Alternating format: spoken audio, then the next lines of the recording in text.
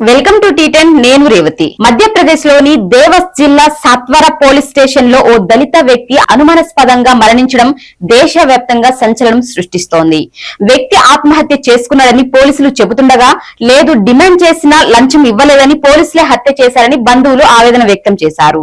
బంధువులు వెల్లడించిన వివరాల కోసం ఓ మహిళ ఫిర్యాదు ఆధారంగా 35 ఏళ్ల ముఖేష్ లాంగ్రేను సత్వాలా పోలీస్ స్టేషన్ కు ఈ నెల 26న పిలిపించారు. పోలీస్ స్టేషన్ కు వెళ్లిన కొద్దిసేపటికే ముఖేష్ మరణించాడు.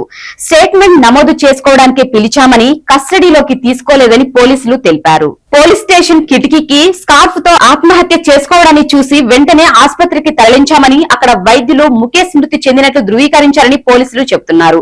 ఈ ఘటనకు మోహన్ యాదవ్ ప్రభుత్వానిదే బాధ్యత అని, ప్రభుత్వ మద్దతు లేకుండా ఇలాంటి దారుణం సాధ్యం కాదని కాంగ్రెస్ నాయకులు లోక్సభలో ప్రతిపక్ష నేత రాహుల్ గాంధీ ఎక్స్ లో పోస్టు చేశారు. మధ్యప్రదేశ్ లోని దేవాస్ లో ఒక దళిత యువకుడు పోలీస్ కస్టడీలో హత్యకు గురయ్యాడు. ఒడిశాలోని బాలసోర్ లో జరిగిన మహిళలను చెట్లకు కట్టేసి కొట్టారు. ఈ రెండు సంఘటనలు విచారకరం, అవమానకరం, తీవ్రంగా ఖండించదగినవి. బీజేపీ పాలిత రాష్ట్రాల్లో ఇలాంటి సంఘటనలు ఒకదాని తర్వాత ఒకటి జరుగుతున్నాయి. ప్రభుత్వ మద్దతు లేకుండా ఇది సాధ్యం కాదు అని రాహుల్ గాంధీ విమర్శించారు. ఈ ఘటనపై న్యాయ విచారణ జరిపించాలని భీమ్ ఆర్మీ కార్మికులు డిమాండ్ చేశారు.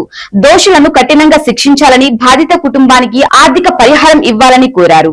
దీనిపై మీ కామెంట్ తెలియజేయండి. ఇది ఇవాళ చూస్తూనే ఉండండి టీ10.